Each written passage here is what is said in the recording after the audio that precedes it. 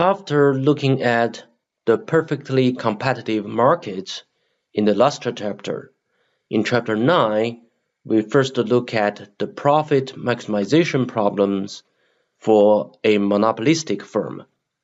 The basic principle in profit maximization is still that we want the marginal revenue equal to the marginal cost for any firm to maximize profit. And for monopolistic firms, we know that they face a different demand curve than the firms in a perfectly competitive market. A firm in a perfectly competitive market faces this horizontal or flat demand curve. But the monopolist is the only supplier in the market, so the monopolistic firm faces the market downward sloping demand curve. This market demand curve is the demand curve that the monopolistic firm is facing. Then what we will see is that the marginal revenue for a monopoly is different from the marginal revenue for a firm in the perfectly competitive market. If you remember, for a firm in the perfectly competitive market, its marginal revenue is just the price, because the market demand curve is horizontal. The firm sells one more unit, bring in the price on the additional unit. So the marginal revenue equals the price for a firm in competitive market. But for the monopoly, the calculation is very different. Because if the monopoly wants to sell one more unit here, Q to Q plus 1, yes, it can bring in some additional revenue from the additional unit, the one more unit it sells to the market. But because the demand curve is downward sloping, the price the monopoly can charge in the market also drops, dropping from P1 to P2. So on the existing quantity the monopolist was selling, this Q here, the monopolist actually lost in the price. Some revenue loss here. Price dropped for the existing quantity were sold in the market. And there is this additional revenue for the additional unit only bring in a lower price. So if we compare the competitive firm to the monopolist, what we are looking at here is that initially the competitive firm received A. It's a little q times P1.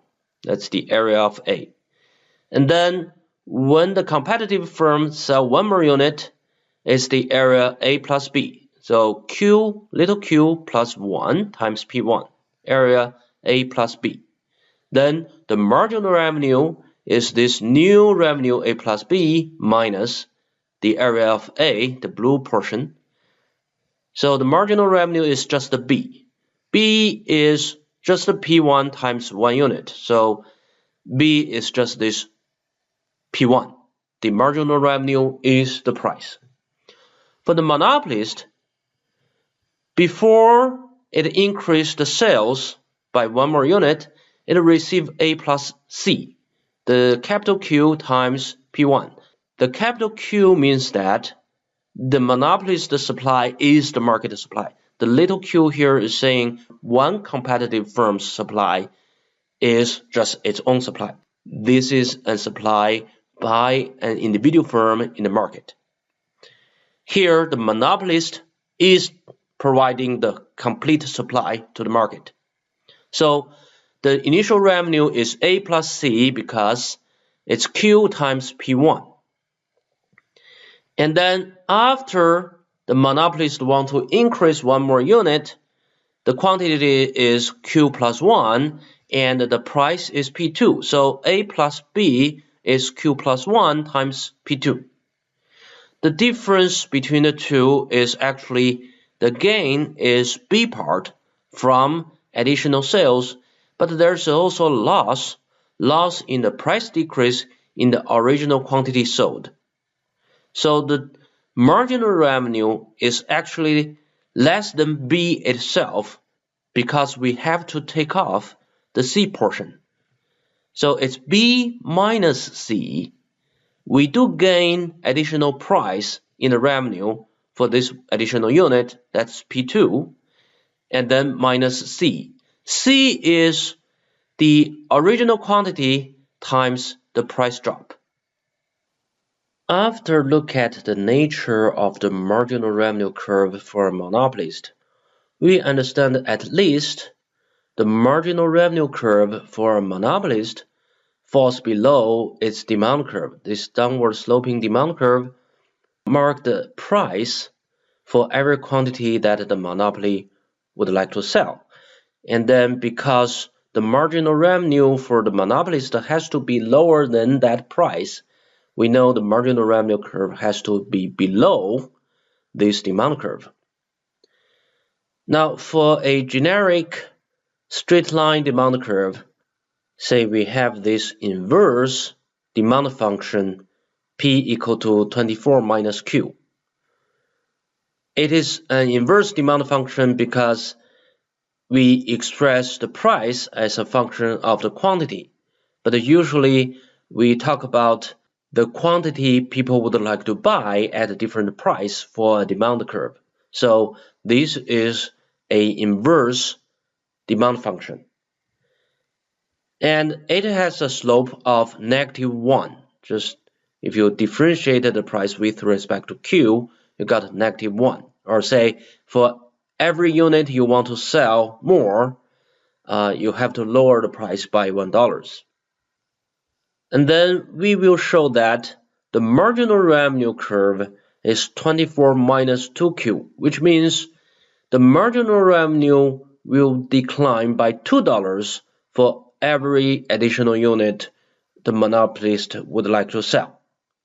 The reason is exactly because when the monopolist want to increase the quantity sold, it must face the decline in the price. So the marginal revenue drop more than the price drop. And it also says, basically, when we have this linear demand curve, the marginal revenue has a slope that is twice as steep as the slope of the demand curve. So for this demand curve, the slope is -1. And then for the marginal revenue derived from this demand curve, its slope is -2. And in other cases, if the slope of this demand curve is -2, then the marginal revenue's slope will be -4. It's always twice as high. That is because of this linear form. We have a linear demand curve, the marginal revenue will be as twice as steep. So in a very rough manner, we can express the marginal revenue as the price gained from the additional unit sold plus the change in price, which is actually a decline in price, and times the quantity were sold before. So the second portion can be roughly identified as C. The drop in price leads to lower revenue on the quantity that was sold before. We have said that when you have an inverse demand curve P equal to 24 minus Q, the marginal revenue function is 24 minus 2Q. To get this formula, we need to use calculus. It is a more precise expression about the marginal revenue curve. And it's actually a curve, it's not just the marginal revenue at a certain price point or a certain quantity sold, it's the whole complete marginal revenue curve. To get the marginal revenue curve, we simply differentiate the revenue with respect to the quantity sold, Q. Now, what is the revenue? Revenue is actually price times the quantity, and we do have this inverse demand function. So it's 24 minus Q in parentheses, that is the price function, times the quantity. Then we have this revenue function. So the revenue itself is 24Q minus Q squared. Then we differentiate this 24Q minus Q squared with respect to Q. We will get, for the first term, 24 times Q. The power declined by 1 to 0. So Q to the 0th power is 1. So we have 24 in the first term. For the second term, we move the power to the front. So it's 2 times Q to the power of 2 minus 1. So it's Q itself, Q to the first power. Then it's 2 times Q. So the marginal revenue curve is 24 minus 2 times Q. 24 minus 2Q. The slope is twice as steep as this inverse demand function, or say this price function. The price is expressed as a function of the quantity sold. And now let's talk about the marginal revenue and the price elasticity of demand. The marginal revenue at any given quantity depends on the demand curve's height, that is the price, and the shape. The height is this price. The second part, the loss of revenue because of the loss of price, can be viewed as the shape of the demand curve. And the shape of the demand curve at a particular quantity is described by the price elasticity of demand. That's why we review the concept of price elasticity of demand in Chapter 3. And what it says is basically the price elasticity of demand tells us the percentage change in quantity demanded, the delta Q over Q here, after a 1% change in the price, right, over delta P over P. That's a percentage change in the price. And we know that because the demand curve is downward sloping, the elasticity of demand is a negative number. Now, when you have this straight line downward sloping demand curve, the elasticity of demand, you can see you have this slope. It's actually the inverse of the slope here because we have this inverse demand function. But since the slope is -1, we know the inverse of -1 is still -1. So you have this -1 times P over Q, basically the relative value between the price and the quantity. So at the middle point of this straight line, the price equal to the quantity, we have the unitary price elasticity of demand. When the price is above $12, we have the elastic portion of the demand curve because price is higher than quantity. So the absolute value of the epsilon here is higher than 1, or say the price elasticity of demand is less than -1. So it's the elastic portion of the demand curve. In the lower portion of the demand curve, price is lower than the quantity. So this ratio is less than 1, then the absolute value is between 0 and 1 for this epsilon. It means the demand curve in this lower portion is inelastic. The epsilon is between 0 and -1. Now, as a preview, we can see that under the inelastic portion of the demand curve, if you keep extending the marginal revenue curve, it will be below 0. So in this portion of the demand curve, the marginal revenue is negative, and the monopolist certainly would not want to supply in that quantity. The monopolists certainly don't want to supply into the quantity between 12 and 24. Because we know the marginal cost has to be some value, at least a positive. So the monopolist only supply up to this 12 units. That means the monopolist only supply in the elastic portion of the demand curve. To see how exactly marginal revenue is related to the price elasticity of demand, let's just write down what the marginal revenue is. Right? It's the price plus the change in the price caused by the increase in the quantity times the quantity. And then to get closer to the formula of elasticity, I divide this Q by P. And to make it the same, so I times a P. So the P and P can cancel each other out, get 1, so we didn't change the formula really. However, this portion is already very close to the definition of price elasticity of demand. Now, there is a common factor of P on both terms, so I pull it out of a parenthesis. Then inside the parenthesis, the first term is 1, just P times 1 is itself, P times 1 give you P, plus this whole coefficient on P here, delta P over delta Q times Q over P. And then we just rearrange this term to get an expression about elasticity.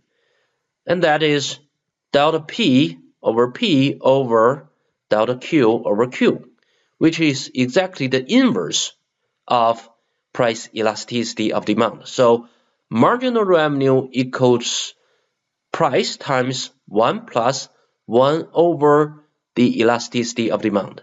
And that is exactly the price, the height of the demand curve, and its shape is actually the inverse of the elasticity of demand. Keep the marginal revenue equal to price plus price times the inverse of elasticity of demand in mind. Now let's look at the whole picture again. When the price elasticity of demand is unitary, when you have this minus 1 is the price elasticity of demand, then 1 over minus 1 is just minus 1. So it's 1 minus 1. You have 0.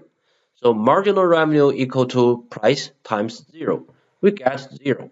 So again, at the middle point of the straight line demand curve, the marginal revenue is 0. When you have inelastic demand, the epsilon is between minus 1 and 0. Then the inverse of epsilon will be less than minus 1. So 1 plus something that is less than minus 1, for example, 1 plus minus 2, 1 plus minus 3, you will have a negative number here. For that portion, the marginal revenue will be negative. When epsilon is lower than minus 1, the inverse of epsilon will be between minus 1 and 0. So here will be 1 plus, say, minus 0.5 or minus 0.4. Then this number will be positive. That means P times something between 0 and positive 1, right? So for example, if the price elasticity of demand is minus 2, an elastic demand, then the second portion will be minus 0.5. So 1 plus minus 0.5 will be 0.5. It says the marginal revenue when the price elasticity of demand is minus 2 is a half of the price. And that's what we have for this portion of the marginal revenue. It will be positive, but it will be a portion of the price that is charged to the buyers in the market. Now, for perfectly elastic demand at the 0 quantity point, epsilon is negative infinity. It's an extremely large negative number. Then 1 over that extremely large number is 0. So 1 plus 0 give you the price. Price times 1 plus 0 give you the price back. And basically, when you supply nothing to the market, the marginal revenue will be the price you're going to charge for the market for the first unit you're selling to the market. It makes sense. There's nothing sold into the market, so you supply 1 unit into the market. What the price you charge will be your marginal revenue.